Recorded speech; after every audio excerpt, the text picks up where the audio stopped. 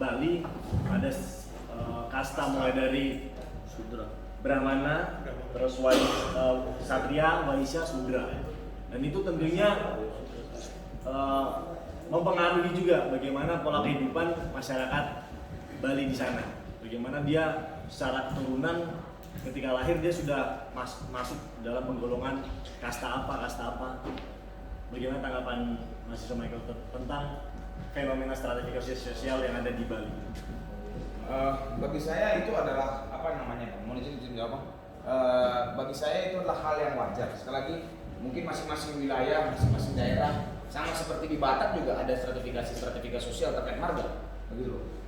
Tidak ada masalah terkait masalah stratifikasi orang yang memang dilahirkan dari orang yang orang yang sudra atau orang yang memang kelas tinggi begitu. Sebenarnya tidak ada masalah karena itu disepakati oleh masyarakat wilayahnya. Yang jadi masalah sampai sekarang mungkin saya belum tahu bagaimana. Cara menjawabnya artinya apakah ketika ada orang yang dengan stratifikasi sosial tertinggi membuat sebuah masalah itu apakah ada bentuk kontrolnya? Gitu. Apakah ada bentuk kontrol? Mungkin di Bali mungkin ada bentuk kontrol bagi orang-orang yang artinya kan dalam stratifikasi segitiga stratifikasi itu kan piramida stratifikasi itu kan pasti juga punya kewajiban dan hak masing-masing kan begitu kan? Bagaimana ketika yang sudah ditempatkan oleh budaya tidak menjalankan kewajibannya, begitu? Atau justru orang yang stratifikasi di bawah menjalankan kewajibannya lebih? Apakah dia bisa naik stratifikasinya atau tidak? Wisata bisa jawab mungkin. Orang Bali masih ada itu paradigma piramida stratifikasi sudra masih ada tapi enggak kayak sekarang. Dalam ibadah aja. Dalam ibadah aja mungkin. Dalam ibadah aja. Ya, kalau seharian enggak. Kesehariannya Dalam ibadah aja. Hanya dalam. Jadi sekarang misalnya mau dari kasta apapun dia bisa sama gubernur ya? Kerjanya pun bisa sama gitu. Iya, sama. Berarti kan Pada prinsipnya kan istilah sekarang ini kan dibuat oleh Belanda. Untuk zaman sekarang udah banyak ya profesional lagi. Contohnya saya kasta sudra bekerja di kepolisian, tapi ada anak agung yang bekerja di buruh kuli bangunan. Jadi udah tidak make sense untuk zaman sekarang. Tapi contoh kalau misalnya hak untuk berkeluarga, misalnya dari sudra bisa nggak? Bisa. Nikah dengan Bisa aja. Bisa. Dalam cinta modernisasi 4.0 ini bisa. Asal diizinkan. Ya, cinta beda agama aja bisa. ya berarti jadi pacarnya beda agama. kawannya beda agama. Sebenarnya stratifikasi sosial yang mengenai kasta ini dia termasuk jenis yang tertutup nggak sih? Jadi dia memang ya udah kalau misalnya sudah Brahmana. Nah, dia bisa masuk ke stratifikasi sosial campuran kalau dia pergi dari sini. Iya. Tapi memang sebenarnya dia close. Memang ya udah kalau lu turunan lu Brahmana ya udah lu Brahmana aja gitu kan. Nah, dia bisa keluar bisa jadi campuran gitu dia keluar dari komunitas itu. Yang maaf, ada satu slide di mana stratifikasi sosial itu ada 3, ada stratifikasi sosial terbuka, tertutup dan campuran. Mohon maaf, saya belum mencampur mas dikit saja. Jadi stratifikasi sosial terbuka itu begini, orang yang memang misalnya dari pekerja bawah, dia bisa dalam satu perusahaan itu naik jadi manajer. Jadi contoh simpelnya seperti itu. Dalam kelas masyarakat juga begitu. Yang dia dulu anak peternak, yang dulu anak petani, kemudian menjadi polisi atau kemudian menjadi manajer di bank, dia punya stratifikasi sosial terbuka. Itu adalah contoh stratifikasi sosial terbuka. Kalau stratifikasi sosial tertutup, contohnya seperti yang saya katakan oleh Saka tadi, sama Bang Cipto tadi, bahwa ada piramida stratifikasi sosial yang sifatnya tertutup. Tapi ada stratifikasi sosial yang ketiga, yaitu stratifikasi sosial campuran, di mana ketika ini menurut orang yang di kelompok bawah tidak mungkin untuk naik ke atas, dia akan berpindah tempat, berpindah kelompok masyarakat untuk mengejar sertifikasi sosial yang diharapkan. Demikian. Mungkin apakah cukup jelas? Apakah mengerti apa yang saya sampaikan tadi rekan-rekan? Oke ya. Ada sedikit lagi nih. Oh, siapa? Bisa lihat slide terakhir nih tentang landasan hukum itu. Nah, jadi tentang stratifikasi sosial ini kan tadi juga berbicara tentang masalah hak dan kewajiban yang diperoleh dari suatu warga negara yang tergolong dalam stratifikasi mana ini. Kemudian disambungkan juga di pasal 28D Undang-Undang 45 tentang bagaimana perlakuan terhadap seluruh warga negara. Ya, jadi kalau kita bicara stratifikasi sosial kan berarti haknya itu baik itu persamaan tentang pendidikan, tentang hukum, tentang apapun ya. Yang ingin saya tanyakan, ini juga bahan diskusi kami sebelumnya, tempat kami ngobrolkan masalah ini tentang bagaimana perlakuan yang sama di hadapan hukum. Di pasal 8 yang dijelaskan. Kita tahu seluruh bahwasannya hukum ini berlaku sama seharusnya ya untuk seluruh warga negara. Ada namanya kan asas equality before the law, harus equal seluruh warga negara. Tetapi ada satu klasifikasi, satu kelompok warga yang dikatakan bisa warga VIP ya, warga kelas 1. Karena dia memiliki peradilan sendiri. Nah, ini di tentara ya, TNI. Dia memiliki aturan peradilan militer. Apakah jadi pertanyaan saya itu apakah prinsip pelaksanaan peradilan militer ini menyalahi dari asas hukum equal tadi, equality before the law? Bahwasannya oke, kalau misalnya itu diberlakukan pada prajurit TNI yang sedang melaksanakan kegiatan militer, baik itu operasi militer perang ataupun selain perang, dia diberlakukan hukum militer, saya sih fine. Tapi ketika dia tidak melaksanakan tindak pidana, ketika tidak melaksanakan tugasnya, misal seorang prajurit TNI dia tidak sedang melaksanakan kegiatan militer, tapi dia melakukan penganiayaan pada warga negara lain, mengapa dia tidak diterapkan peradilan umum, tapi mengapa tetap peradilan militer?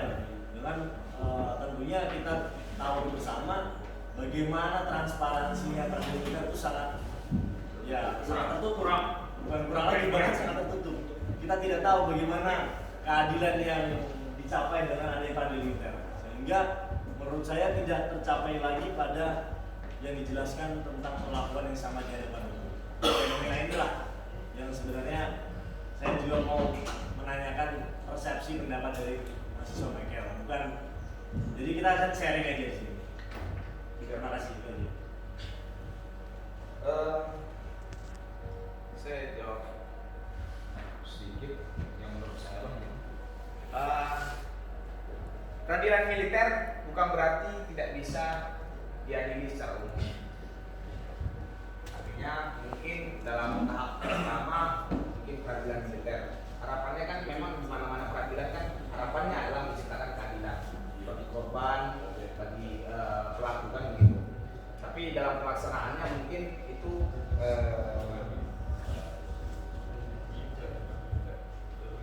kita bicara Ini aja, ya. Bukan nanya ke lu aja, saya teman-teman yang lain. Izin menjawab untuk kasus yang tadi, kalau kita lihat dari Undang-Undang Militer, yaitu Undang-Undang Nomor 34 Tahun 2004 tentang Tentara Nasional Indonesia, yaitu di pasal 1 angka 13 Undang-Undang TNI menyatakan bahwa prajurit atau anggota TNI dengan demikian sesuai dengan ketentuan perundang-undan di atas, setiap anggota TNI yang bertugas atau tidak yang melakukan tindak pidana diadili di pengadilan dalam lingkungan peradilan militer. Sehingga dari hal tersebut harus mengikuti dari konstitusi. Nah, itu yang kita tanyakan konstitusinya itu equal nggak sih gitu? Iya, yang kita tanyakan. Yang kita tanyakan sebenarnya itu apa? Equal nggak konstitusi yang dibuat untuk TNI itu gitu sih? Karena sudah sakit juga ada pembahasan-pembahasan tentang masalah peradilan militer ini. Oke, kalau dia melaksanakan pelanggaran pidananya itu ketika dia melaksanakan tugas sebagai seorang prajurit TNI. Tapi ketika di luar dia berseragam, ketika dia tidak melaksanakan kegiatan militernya, dia melakukan tindak pidana, dia mencuri. Kenapa dia nggak sama dengan warga negara lain? Ini kan jadi dianggap TNI ini warga kelas 1 di Indonesia ini. Ya, polisi jawabannya aja salah. sama kita. Tidak equal lagi mas. Iya, tidak equal. Ya makanya sebaiknya mungkin nanti gugatannya dimasukkan saja nanti ke MK. Iya. Sekarang Sekarang kita ada yang mau. Yang berani. Yang berani. Yang berani. Berani. Sekarang bukan masalah berani atau tidaknya. Tapi mungkin sekarang sudah banyak yang menyuarakan itu ke pemerintahan. Cuman nggak diwarok, nggak ditanggepin. Jadi budis. Tapi lebih nggak ditanggepin. Menyuarakannya lewat jalan-jalan Jalan yang formal Sudah. tapi nggak ditanggepin mungkin. Ke MK juga sudah. Mungkin karena powerfulnya itu jadinya nggak ditanggepin pak. Dan impactnya ya nggak equal sampai sekarang. Mudah-mudahan nanti ketika anda sudah jadi jenderal atau nanti petugas atau apa nanti bisa melakukan perubahan itu. kalau mau seperti itu berarti harus ada perubahan terhadap undang-undang. Nah ya itu yang kita Undang-undang apa? Undang-undang TNI. Iya, direvisi. Iya. Kalau tidak ada revisi tersebut otomatis tidak ada. Pasal itu bisa dibatalkan oleh MK. Iya, Gimana Waisan? Sebenarnya wacana ini dari informasi sampai sekarang pun itu setiap panglima pasti topiknya mewacanakan pasti perubahan undang-undang TNI. Cuma untuk menghilangkan dogma itu masih banyak TNI yang lain yang masih duduk di DPR. Pak Luhut, Iya. Prabowo, itu buat intervensinya sangat keras. Jadi hal ini untuk menghilangkannya butuh waktu sangat lama, mungkin 5 tahun ke depan. Jadi kan ini kan propagandis kan teknisnya di lapangan seperti apa? Maksudnya jadi cari alasan kenapa sih masih sebelah kan? Bukan karena siapa yang apa atau bagaimana gitu. Ya. Saya dijawab. Saya mungkin tidak sesuai pasal atau mungkin ini pemahaman saya ya, pemahaman saya. Maksud saya bagaimana sih cara menyelesaikannya gitu. Yang harus kita sadari dulu bahwa apakah peradilan militer tidak mampu menciptakan keadilan? Iya. Harusnya kalau Kita di ranah Ideal. ideal. Iya. Apakah peradilan militer tidak mampu menciptakan keadilan? Mampu. Mampu. Apakah peradilan militer tidak mampu memberikan kepastian kepada korban? Kepastian bisa jadi, tapi keadilan kayaknya sama. Di ranah ideal saya, di ranah ideal. Iya, Di ranah ideal. Harusnya mampu. Seharusnya mampu. Idealnya logika manusia ya. Ya, kita kan hukum yang dibuat kan tetap berdasarkan KUHP. Peradilan militer juga berdasarkan KUHP. Artinya kita anggap bahwa ini adalah ideal. Mendekati ideal. Iya. Artinya ya kita anggaplah mirip. Bagaimana tentara mengadili anggotanya dan bagaimana polisi memberikan P21 untuk dilakukan peradilan kepada di pengadilan. Kita anggap bahwa peradilan militer mampu memberikan kepastian hukum. Kita anggap demikian. Kemudian peradilan militer mampu memberikan perlindungan kepada korban. Oke? Namun ketika kondisinya tidak mampu memberikan itu, apa yang harus kita lakukan? Jawabannya menurut saya, kita bisa melakukan counter melalui literasi proxy. Seperti yang dikatakan dari Polmas tadi bahwa jangan kita yang ngomong. Iya. Gitu. Bagaimana kasus FS ini bisa diobrak-abrik di media? Seharusnya itu pun bisa kita lakukan kepada tentara. Gitu loh. Artinya tidak ada orang yang mengatakan bahwa di media viral anti tentara. Enggak. Artinya begini. Mohon maaf. Saya tidak menjelekan salah satu status, sekali lagi mohon maaf. Ini adalah bercerita tentang keadilan stratifikasi sosial. Mungkin saat ini dengan adanya viral mampu memberikan satu pandangan keadilan bagi salah satu sisi. Jadi seandainya nanti ada satu permasalahan ternyata tidak mampu menciptakan keadilan atau kepastian hukum bagi korbannya, saya pikir mereka juga nggak akan diam, gitu loh.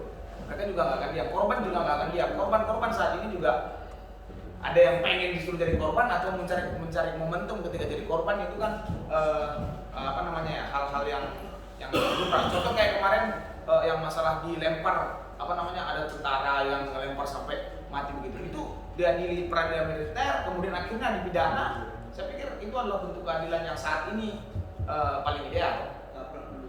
Satu menit lagi ya, Michael. Siap. One more minute. Siap. Jadi daripada kita panjang lebar berdebat soal itu, harapan kita adalah kita balik intinya bahwa stratifikasi sosial yang dimiliki oleh kita mampu memberikan sudah diberikan hak yang lebih dari yang lain, harusnya kita mampu menjalankan kewajiban dengan baik dan mampu menjalankan tanggung jawab dari stratifikasi sosial itu dengan baik. Terima kasih.